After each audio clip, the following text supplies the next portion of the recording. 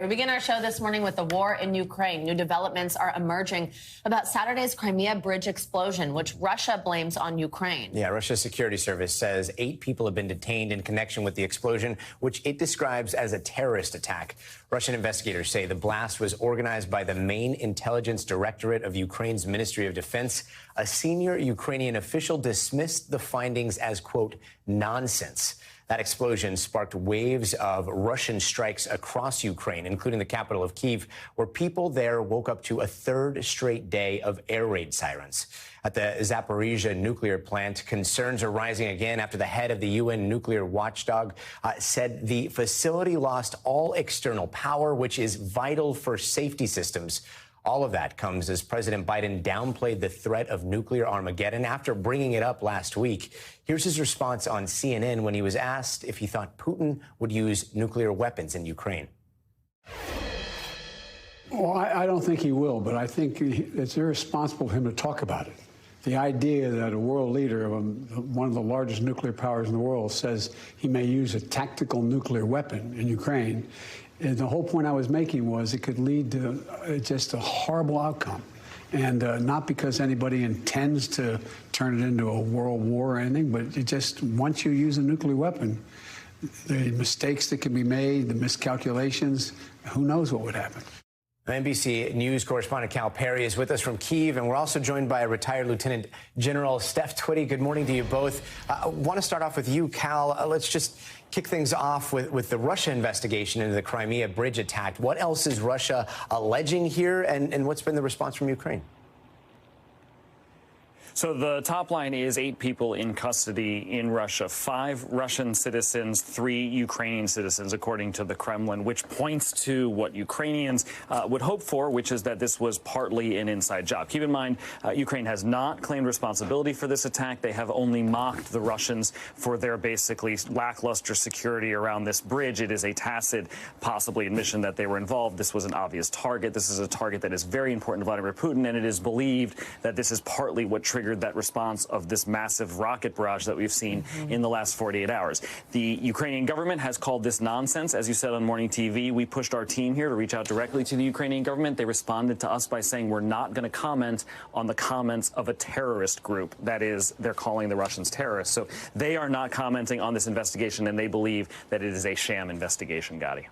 Lieutenant General Twitty, let me bring you in here. We just played some of that CNN interview with the president. I want to bring up something else that was said there. The president called Putin a, quote, rational actor who has miscalculated.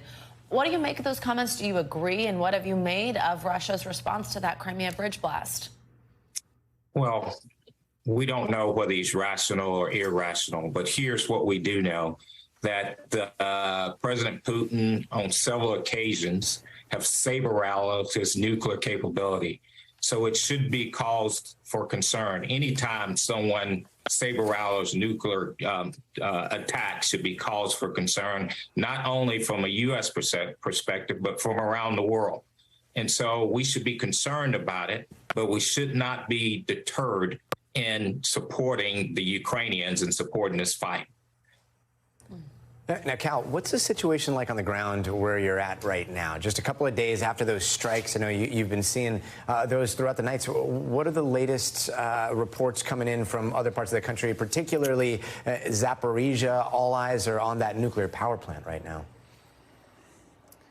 Absolutely. So we can start with the plant, and we've had comments from the IAEA in just the last couple of hours, the Director General tweeting that they are deeply concerned about the situation. Basically, the power lines running to the plant have been cut off. You have to have power running to this plant, or you cannot cool the nuclear rods.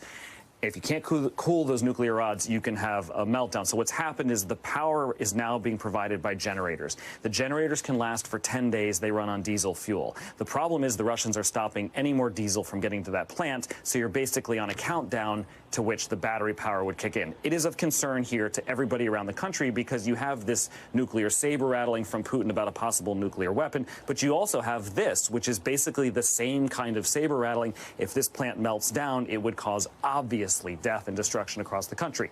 Very quickly, also in this area of the country to the south, in and around Kherson, the Ukrainian military is making more gains. This is of major concern, obviously, to the Russian military as they're being pushed back, and would help explain again why we have this incoming rocket fire in the rest of the country, guys. So, Lieutenant General Twitty, if this is to continue, this air attack from Russia, I want to ask you about what could potentially help here. Now, the G7 says generally it will support Ukraine for as long as it takes.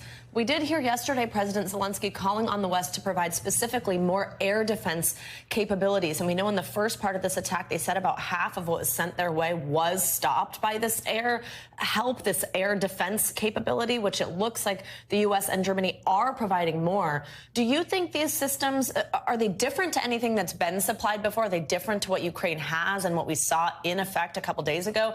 How effective are they also in defending against these types of attacks? Absolutely. I have a lot of experience with the air defense systems. The Germans are sending in what's called the IRIS-T system. It's a highly capable system. It, in fact, one system can pretty much protect the city of Kyiv. And the U.S., they're getting behind sending more Stinger missiles and other capability to support the Ukrainians as well. And I think, there's going to be a meeting between Secretary Austin and other contributor nations here in the coming days, where they will pledge also additional air defense systems. But what they really need is what's called an air defense umbrella around the entire country of Kyiv to stop most of these missiles from coming in. And so they're going to need significant amount of air defense systems in order to protect the entire country of Ukraine. And I think the nations will get behind that. A lot to look out for. Cal, Lieutenant General, thank you to both.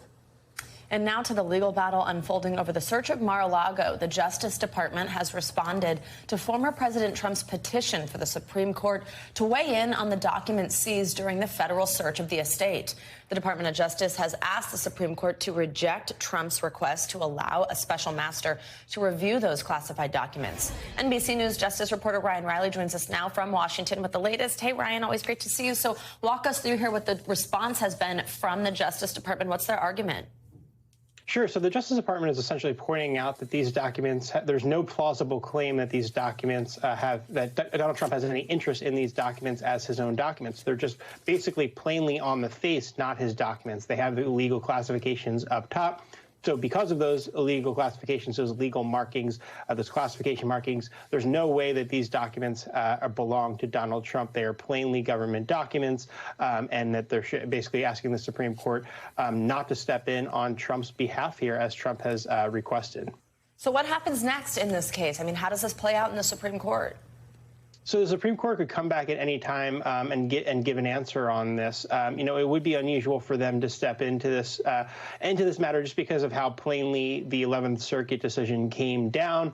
It was two Trump appointees on that case, and it was a pretty strong opinion that came out and basically laid out the idea that there's no plausible reason to hold back the investigation into these limited set of classified documents because there just wasn't any purported really claim of personal property ownership from Trump because they had these classification markings on there. There's no question these are government documents, unlike some of the other documents that were seized, which maybe Donald Trump has some personal claims to because there were so many documents seized, more than 11,000 in total from Mar-a-Lago. But in terms of this more narrow set of documents, which is what the Justice Department had focused on in its request for a stay in the matter of the special master. They had focused on these 100 classified documents that amounted to more than hundreds of pages of classified materials, and said that that's what they really need to be able to focus on for national security purposes to keep this investigation running, while still appealing more broadly the questions about the more than 11,000 documents that were seized from Mar-a-Lago altogether. So, Ryan, let's talk about how a decision from the court could impact the Justice Department's investigation. I mean, will they still have access to these 11,000 records seized by the FBI if the court does rule for Trump? So the 11,000 documents are actually sort of matter. The Justice Department is still appealing the ruling on that, saying that there doesn't really need to be a special master to review those 11,000 documents, but they really wanted to prioritize these 100 classified documents, which amounted to hundreds of pages, because they were essential to the ongoing investigation, and they were essential to the national security review that the Justice Department was engaged in to determine whether or not there was any national security risk because those documents had been held at Mar-a-Lago. Although the Justice Department disagrees with the ruling appointing a special master in this matter, they said that that broader question could be appealed on sort of a slower basis. The priority that they wanted to set in place was making sure that they had access to those 100 classified records, which as of now they do. Ryan Riley, as always, thanks for your reporting here. And turning now to the latest from the campaign trail, and this one's a little counterintuitive. This morning, we're taking a closer look at the Americans who are choosing not to vote this year and how they could ultimately decide the outcome of some of the most important midterm races. NBC News correspondent Shaquille Brewster is in Milwaukee with more on the power this group could have in November. Shaq, good morning. Good morning, Gotti. Well, we often talk about elections in terms of those voting blocks. We've heard the terms of four: working class white voters, suburban women voters, for example. But this election, we likely already know the largest and potentially most powerful voting block of 2022. It's those who came out 2 years ago in the presidential and are deciding to stay home this time around. We look into the power of the midterm election non-voter. 23-year-old Jake Hart will likely join the largest voting block of 2022. Honestly, I didn't realize the midterm elections were coming up. A mechanic and registered voter in battleground Wisconsin, 2 years ago casting his very first ballot only after seeing protests outside of a Biden campaign event in his small rural city. But in this year's midterm elections, he might stay home. Do you plan on voting in November? I would like to, but I can't guarantee that answer right now. I would like to learn a little bit more, but I really don't have the time. Since 2000, 60% of eligible Americans cast a presidential ballot on average. During congressional midterm years, average turnout drops dramatically to just 42%. A majority, about 150 million Americans, remaining silent in our representative democracy. Do you plan on voting in November? No. Why not? I don't want to. I want to be an informed voter, and I don't always feel like I am, because the commercials don't help with that. A 2020 Knight Foundation study of some 12,000 so-called chronic non-voters shows the group tilts only slightly toward Democrats, but includes more women and minorities, is younger, and has lower income levels than active voters. Do you plan on voting in November? Not necessarily. I don't see the direct effect that it has on the community that I live in. Mujahid Green says he participates in presidential races to please his mother and grandparents who fought for his right. But he usually skips midterm years. So my sister gave me the sign to promote. His sister Tynetta recently helped lead a car parade through Milwaukee to register and activate voters. It's harder now for me to convince people that it's important to vote when they see the decline in our community. It's definitely easy to vote, you know. It's just when you check that box, man, it's just you really walk away feeling like nothing is going to change. Non-voting citizens, a group that's large and powerful, but not immovable. Our latest NBC News poll showing voter enthusiasm 2 months ahead of the midterms is at an all-time high. You said you didn't vote in 2020, no. But you plan to vote this time around. Yes. What has shifted? Being older, seeing how everything really impacts me.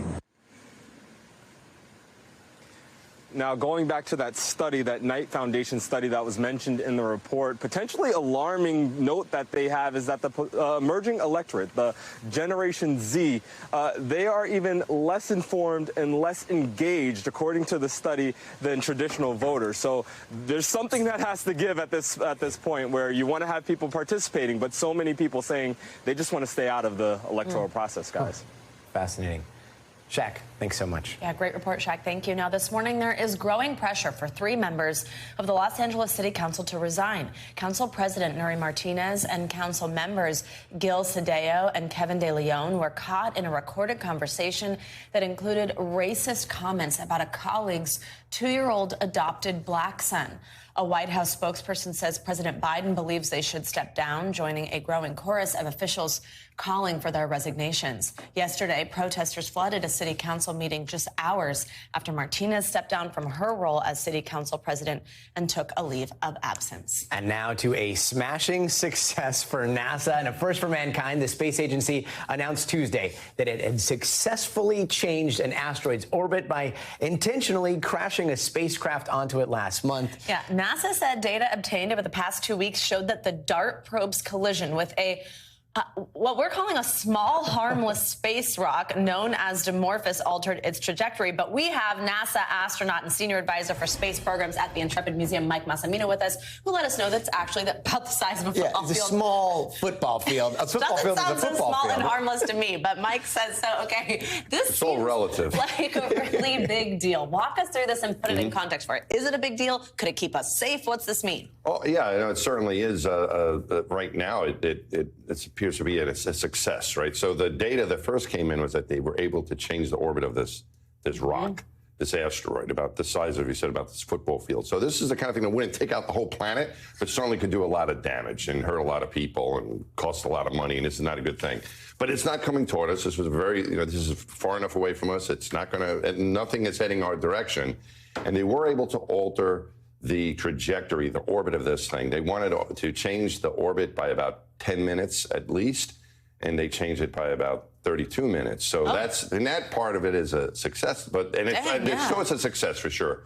But now they're trying to understand why and what else happened to it. And there's a lot of other interesting things to look at here. So we're talking about, it would not just miss us by a mile, it'd miss us by a long shot, right?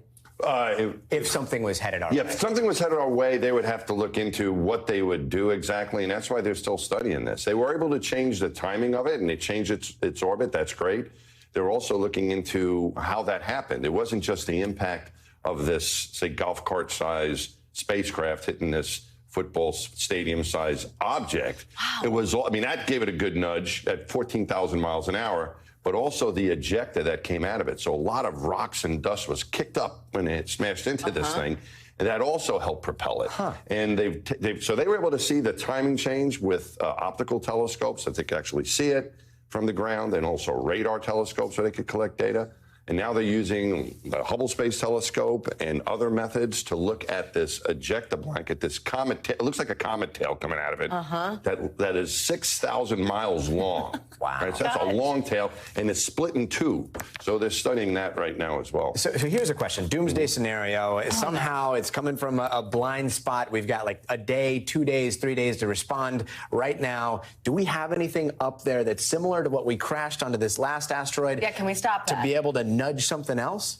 Okay, so hopefully that doesn't happen. So then one of the next things they're going to try to do is try to detect these objects a little bit better, even though that sounds really big. Relatively speaking, space is really large, and that's kind of small for an object to find it. So they want to detect these things more than these 2 days, right? So way in the future, they can predict these things. Hopefully they have to get better at detection. But I always think, to answer your question, maybe not, for anything that we might have headed our way, I think that we would definitely try to do something. Right. So I think, but it's not. We've got 2 days left. That's not good. But I think we would try to do something. We would go down swinging, right? I think that would definitely happen.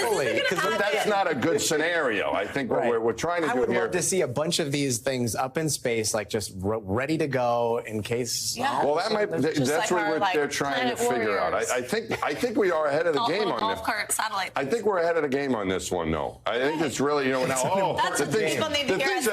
the things are headed our way, then nothing that we're looking at this, something that's very interesting. Plus, asteroids are very interesting to study them, what they're made of. There's a whole movement to look at how we could mine them, use their resources, understand them better. So it's not just saving us from them, but it also might be using them for good, for betterment of the world. So it's a very interesting topic. Taking us to a more peaceful place. We're in no danger, folks. Okay, Don't worry about that. Don't look Hopefully we'll find anything headed our way well in advance. Okay, we will. All right. Thank you. Happy anniversary. Thanks. Is that public knowledge? You spread that word? We haven't gotten to it quite yet this morning. Oh, but sorry. 2 years of morning news now today. So we'll get through it. Congratulations. Yeah, that's right. All right. So Our breaking news reporter in addition to Asteroid. All right, now let's get a check on your morning news now weather. Yeah, meteorologist Michelle Grossman joins us now. Michelle, talking about looking up here. What's the weather looking like? Hi there, guys. Well, we are looking at some showers and some storms. We have a big cold front that's moving through the middle of the nation. It's going to be advancing to the east. So by tomorrow, the Northeast in on some showers and some storms as well. So we're seeing some heavy rain falling right now, seeing some lightning too throughout portions of Missouri, also Kansas, hearing that thunder this morning. Where you see the brighter colors, that's where we're seeing the heaviest rain, and that's going to advance towards the east. So we have two kind of dreary days from the Midwest to the Ohio Valley into the Northeast tomorrow. So the wider view here showing us where that cold front is. It's going to head to the east, and we're looking at 2 to 4 inches of rain tomorrow into portions of the Northeast. Today into tonight, we're looking at the chance for severe weather. That means strong to severe storms, meaning we could see winds gusting up to 60 miles per hour. Could see some small hail also. The chance of a few tornadoes. Where you see the yellow here, that's the likeliest spot. So Memphis, Greenville, Florence, but really the green, you could see those strong storms as well. So it's anywhere from portions of the southern plains into the Ohio Valley. Then as we look towards tomorrow, again, winds gusting up to 60 miles per hour, where you see this green. Small hail once again. We could see a few brief spin-ups as well. We're going to see some winds clashing as we go throughout tomorrow. That includes Scranton, Philadelphia, D.C., down to Richmond, and we're going to see that as we go throughout the afternoon hours. Rainfall, that's going to be a problem too. The grounds are still really wet. We're going to add to that. High rainfall rates could lead to some flash flooding, especially where you see these darker colors, so portions of New York, northern New Jersey into Pennsylvania, Vermont, New Hampshire, parts of New England. We could see some really heavy rain. This is to set up the cold front advancing to the east. It's moving through some really warm, humid air. So temperatures in the 70s out ahead of this front. Behind it, such a different story. Minneapolis yesterday, 80 degrees into the low 50s today. So it's a blustery breeze behind this cold front. Downpours tomorrow into the Northeast. Localized flash flooding is possible. And then we're going to see this front kind of getting hung up in the New England area. So we could see the greatest amounts there up to 4 inches in some spots as we head towards Friday. Back to you guys. Thanks for watching our YouTube channel. Follow today's top stories and breaking news by downloading the NBC News app.